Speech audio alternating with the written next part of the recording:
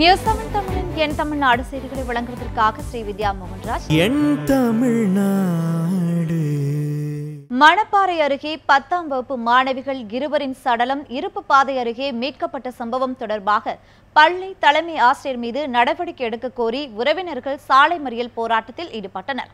திருச்சி மாவட்டம் மணப்பாறை அடுத்த வையம்பட்டி அரசு மேல்நிலைப் பள்ளியில் 10ஆம் வகுப்பு பயின்று வந்த ரதிதேவி, செல்வி ஆகியோர் நேற்று மாலை பள்ளியிலிருந்து வீடு திரும்பவில்லை.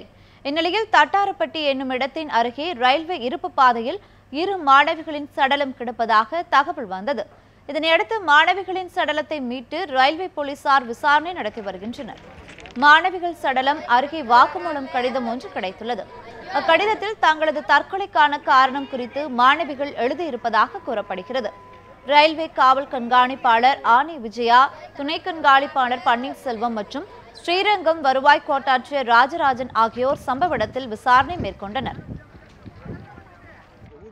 ஸ்டேஷனில் புகார் கொடுத்து அவங்களெல்லாம் தேடி பார்த்துட்டு இன்னைக்கு காலை சுமார் 8 மணி போல் இந்த 2 பெண்மணிகளின் சடலங்கள் ரயில் தண்டவாளத்தில் பக்கத்தில் இருந்ததாக யாரோ தகவல் சொல்லி இப்போ நாங்களும் இந்த இடத்த பார்த்துருக்கோம். இது ஸ்கூல் பசங்க, பெண் மாணவி உள்ளது. 2 பேரும் அடிப்பட்டனால அவங்களோட இறப்பில் ஏதேனும் சந்தேகம் இருக்குது என்றது அவங்க உறவினர்களும் சொல்கிறாங்க. எங்களுக்கும் அந்த திசையில் நாங்கள் புலனாய்வு செய்துட்டு இருக்கிறோம். காலையில் எங்களுக்கு ஃபோன் வந்தது.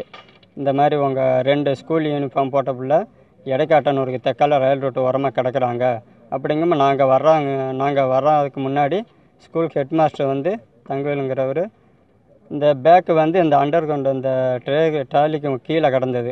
அதில் ஜாமெட்ரி பாக்ஸில் ஒரு லெட்டர் கிடந்ததான் ரதிதேவி கைப்பட எழுதினது.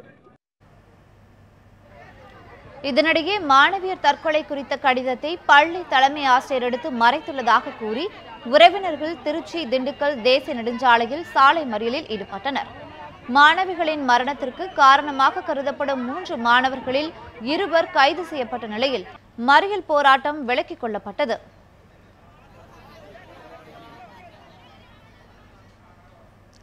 சேலம் மாவட்டம் ஓமலூர் அருகே காணாமல் போன கணவரை கண்டுபிடித்து கொடுக்குமாறு ஓராண்டாக இளம்பெண் ஒருவர் போராடி வருகிறார். ஓமலூர் அருகே உள்ள தும்பிபாடி கிராமத்தை சேர்ந்த கார்த்திக் மற்றும் செல்விக்கு கடந்த 10 ஆண்டுகளுக்கு முன்பு திருமணம் நடைபெற்றுள்ளது. சேலம் ரயில்வே கோட்டத்தில் கிரேடு 2 எலக்ட்ரீஷியனாக கார்த்திக் பணிபுரிந்து வருகிறார். தம்பதியர் 2 பெண் குழந்தைகளுடன் சேலம் ரயில்வே குடியிருப்பில் வசித்து வந்தனர். கடந்த ஆண்டு மே மாதம் 15ஆம் தேதி பணிக்கு சென்ற கார்த்திக் வீடு திரும்பவில்லை. இது தொடர்பாக சேலம் ரயில்வே மற்றும் சூரமங்கலம் காவல் நிலையம், மாவட்ட ஆட்சியர் அலுவலகம் என பல்வேறு இடங்களிலும் செல்வி புகார் அளித்தும் கார்த்திக் குறித்து தகவல் ஏதும் கிடைக்கவில்லை. இந்நிலையில் 2 பெண் குழந்தைகளை வைத்துக் கொண்டு மாயமான கணவரை கண்டுபிடிக்க வழி தெரியாமல் செல்வி வேதனையுடன் 1 வருடமாக அலைந்து கொண்டிருக்கிறார். இந்நிலையில் தமது வாழ்வாதாரம் பாதிக்கப்பட்டு தேய்வதறியாது கணவரை தேடிக் கொண்டிருப்பதாக கண்ணீருடன் செல்வி தெரிவித்துள்ளார். நெல்லை மாவட்டம் பணக்குடியில் வைரஸ் காய்ச்சலால் பாதிக்கப்பட்ட பகுதிகளில் நியூஸ் 7 தமிழ் செய்தி எதிரொலியாக சுகாதாரத்துறையினர் தடுப்பு நடவடிக்கை மேற்கொண்டனர். நெல்லை மாவட்டம் பணக்குடி பேரூராட்சிக்குட்பட்ட பகுதி மங்கம்மாள் கிராமத்தில் சிறுவர் சிறுமியர்கள் வைரஸ் காய்ச்சலால் பாதிக்கப்பட்டு தனியார் மற்றும் அரசு மருத்துவமனைகளில் சிகிச்சை பெற்று வருகின்றனர். அப்பகுதிகளில் உள்ள சாக்கடை மற்றும் குப்பை தொட்டிகளை சரியான வகையில் சுத்தம் செய்யாமல் இருப்பதனால் கொசுக்கள் உற்பத்தியாகும் சூழ்நிலை உருவாகிறது. எனினும் இதுகுறித்து பேரூராட்சி நிர்வாகம் எந்தவித நடவடிக்கையும் எடுக்கவில்லை எனவும் அப்பகுதி மக்கள் குற்றம் சாட்டினர். இதுகுறித்து நமது நியூஸ் 7 தமிழ் சேனலின் நேற்று செய்தி வெளியிடப்பட்டது. இதன் எதிரொலியாக சுகாதாரத்துறையினர் அதிரடி நடவடிக்கை மேற்கொண்டு பணக்குடி மங்கம்மாள் சாலை பகுதிகளில் வீடு வீடாக சென்று சுகாதார பணிகளை செய்தனர். இதனால் பொதுமக்கள் மகிழ்ச்சி அடைந்துள்ளனர். நெல்லை மாவட்டம் களக்காட்டில் சம்பளம் வழங்கப்படாததை கண்டித்து துப்புரவு பணியாளர் ஒருவர் பிச்சை எடுக்கும் நூதன போராட்டத்தில் ஈடுபட்டார். டேனியல் ராஜ் என்பவர் கடந்த 14 ஆண்டுகளாக சீவலப்பேரி பஞ்சாயத்தில் துப்புரவு பணியாளராக பணிபுரிந்து வருகிறார். இவருக்கு கடந்த 2 மாதங்களாக சம்பளம் வழங்கப்படவில்லை என தெரிகிறது. இது தொடர்பாக சம்பந்தப்பட்ட அதிகாரிகளிடம் பலமுறை புகார் அளித்தும் உரிய நடவடிக்கை எடுக்கப்படவில்லை. இதனையடுத்து SN பள்ளிவாசல் பேருந்து நிலையத்தில் இருந்து பிச்சை எடுக்கும் நூதன போராட்டத்தில் டேனியல் ராஜ் ஈடுபட்டார். தகவல் அறிந்து வந்த அதிகாரிகள் டேனியல் ராஜிடம் பேச்சுவார்த்தை நடத்தினர். அப்போது பொதுமக்களும் டேனியல் ராஜிற்கு ஆதரவாக வாக்குவாதம் செய்தனர். பின்னர் சம்பளம் வழங்க உடனடியாக நடவடிக்கை எடுக்கப்படும் என்று அதிகாரிகள் உறுதியளித்ததால் டேனியல் ராஜ் போராட்டத்தை கைவிட்டார்.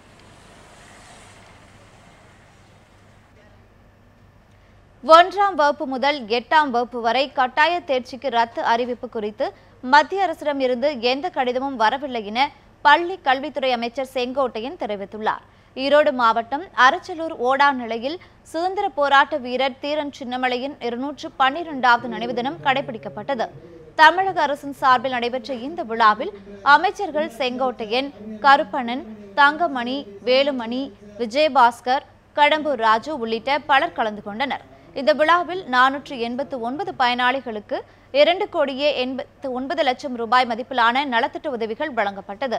விழாவில் பேசிய அமைச்சர் செங்கோட்டையன், தமிழக அரசு விவசாயிகளுக்கு என பல்வேறு திட்டங்களை செயல்படுத்தி அதை நடைமுறைப்படுத்தி வருவதாகவும், அத்திக்கடவு அவனாசி திட்டத்திற்கு முன்னாள் முதல்வர் ஜெயலலிதாவின் 3,54,00,000 நிதி ஒதுக்கி ஆய்வுப் பணிகள் மேற்கொண்டதையும் நினைவு கூர்ந்தார். தொடர்ந்து செய்தியாளர்களிடம் பேசிய அமைச்சர், 1ஆம் வகுப்பு முதல் 8ஆம் வகுப்பு வரை கட்டாய தேர்ச்சி ரத்து அறிவிப்பு குறித்து எவ்வித கடிதமும் வரவில்லை என்று தெரிவித்தார்.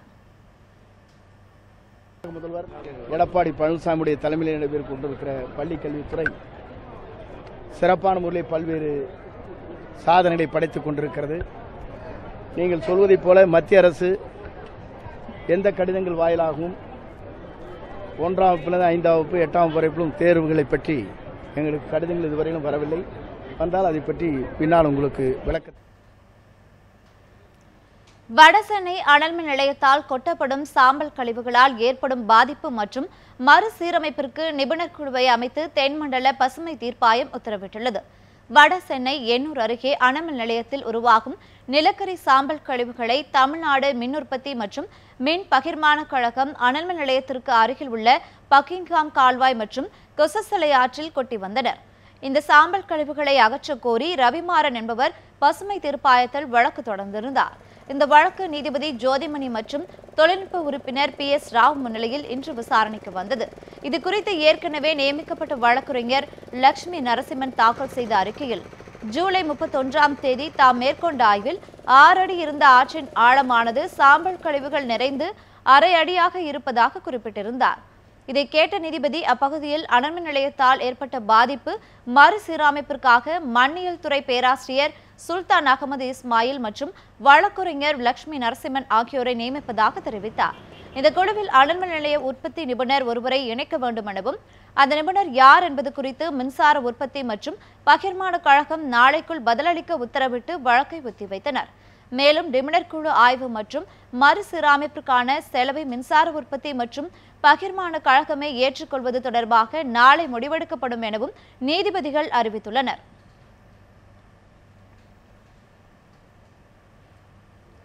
கொடைக்கானலில் நடைபெற இருக்கும் மணிப்பூரின் இரும்பு மங்கை இரோம் ஷர்மிளாவின் திருமணத்திற்கு இந்து மக்கள் கட்சி எதிர்ப்பு தெரிவித்துள்ளது. மணிப்பூர் தேர்தலில் படுதோல்வியை சந்தித்த பிறகு குடும்ப வாழ்க்கைக்கு திரும்ப முடிவு செய்து தமிழகத்தின் கொடைக்கானலில் இரோம் ஷர்மிளா குடியேறினார். தனது காதலர் தேஷ்மந்த் கொட்டின்கோவை கோவையில் திருமணம் செய்து கொள்வதாக அறிவித்து கொடைக்கானல் சார் பதிவாளர் அலுவலகத்தில் விண்ணப்பித்துள்ளார். இந்நிலையில் ஆதிவாசி மக்களுக்காக தொடர்ந்து போராடுவேன் என கூறி தனது போராட்ட குணத்தினை வெளிப்படுத்தியதால் கொடைக்கானல் அமைதி கெடும் என பல்வேறு அமைப்பினரும் அவரது திருமணத்திற்கு எதிர்ப்பு தெரிவித்துள்ளனர். இந்நிலையில் இந்து மக்கள் கட்சி மாநில பொதுச் செயலாளர் ராம ரவிக்குமார் தலைமையில் இரோம் ஷர்மிளாவின் வீட்டின் முன்பு முற்றுகை போராட்டம் நடத்தப் போவதாக தகவல் வெளியானது. இதனையடுத்து இரோம் ஷர்மிளாவின் வீட்டின் முன்பு பலத்த போலீஸ் பாதுகாப்பு போடப்பட்டுள்ளது.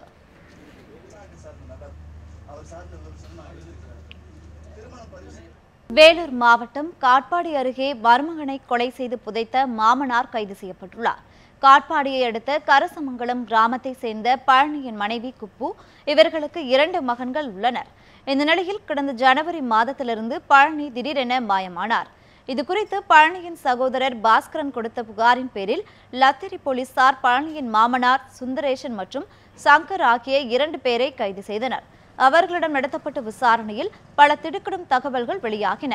குப்புவிற்கும் ஆட்டோ ஓட்டுநர் சங்கருக்கும் இடையே கள்ள தொடர்பு இருந்துள்ளது. இதனால் பழனி தட்டி கேட்டதால் அவரை குப்புவின் தந்தை சுந்தரேசன், தாய் மற்றும் கள்ளக்காதலன் சங்கர் ஆகியோர் சேர்ந்து அடித்து கொன்றுவிட்டு ஏரியில் புதைத்ததாக வாக்குமூலம் அளித்தனர். இதனையடுத்து காட்பாடி வட்டாட்சியர் ஜெகதீசன் முன்னிலையில் பின்னும் தோண்டி எடுக்கப்பட்டு தொடர் விசாரணை நடைபெற்று வருகிறது.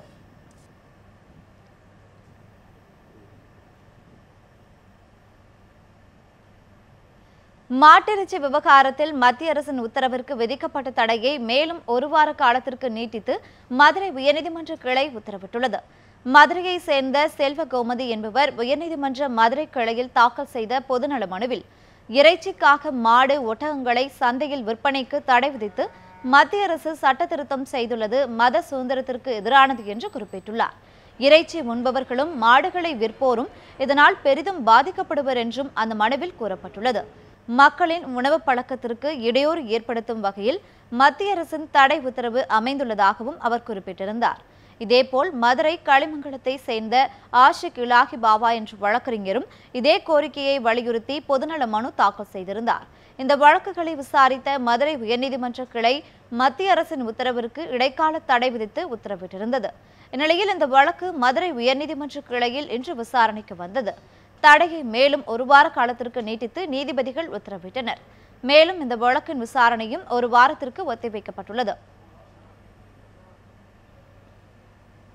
தமிழகத்தில் இன்று ஆடிப்பெருக்கு பண்டிகை உற்சாகமாக கொண்டாடப்பட்டுள்ளது. கிருஷ்ணகிரியில் உள்ள KRP அணையில் ஆயிரக்கணக்கானோர் நீராடி பூஜை செய்தனர்.